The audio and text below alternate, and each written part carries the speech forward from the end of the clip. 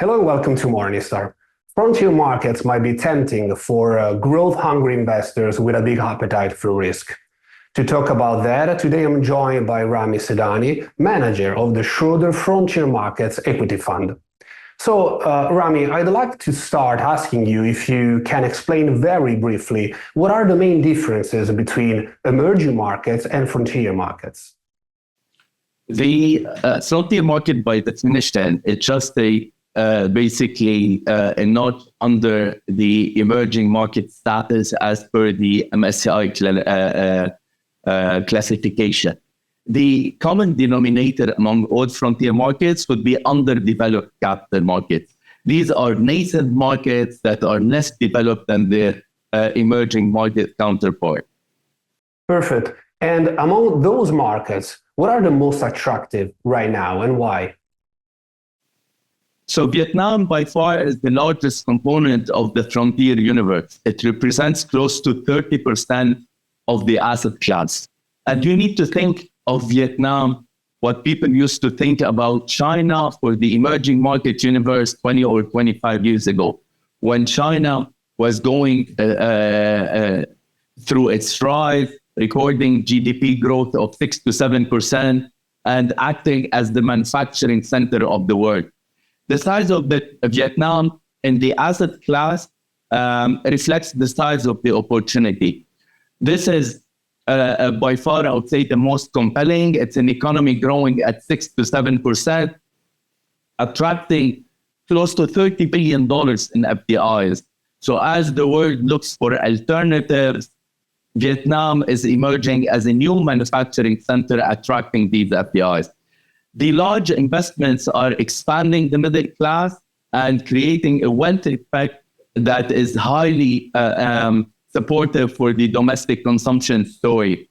Vietnam got upgraded by the World Bank from a lower income country to a lower middle income country with expectation for it to get upgraded again to an upper middle income country over the next couple of years. So this is a compelling structural growth story that we think will continue to deliver very strong returns. Another interesting story across our universe is the Philippines, which also continues to benefit from a competitive cost advantage, attracting FDIs, especially in the areas of BPOs, where international companies are investing in a country that enjoys a highly skilled labor, English-speaking, and a diligent culture. This is also attracting investment, and which, as I said, consequently is highly supportive for the job creation and subsequently the domestic consumption story. In Europe, the largest position and exposure we have is Kazakhstan. Kazakhstan is a turnaround story across the frontier universe. This is, again, a country that's not really a mainstream market on the global investment map, but there is a new leadership that is implementing reforms, clamping down on corruption, and setting the right market-friendly policy to attract investment. We're talking about fully penetrated economy with massive financial buffers, a sovereign wealth fund with close to 60% of GDP that is also presenting a compelling structural growth story for the next 5 years. All right. And on the other hand, what are the main risks involved in these markets and how do you manage them? I think, for example, of liquidity risk or even on a broader level, political risk.